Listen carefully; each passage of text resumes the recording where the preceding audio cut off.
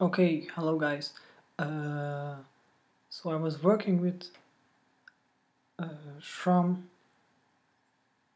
H7 shifter, like taking it apart, and I just realized how to take it apart.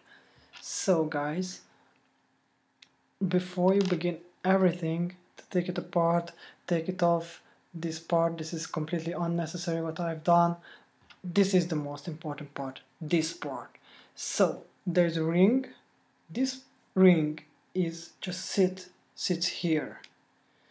If you have a look at it, it will sit nicely here, and you have to take it off. Once you took it off, just pull it. You see, almost there, almost there.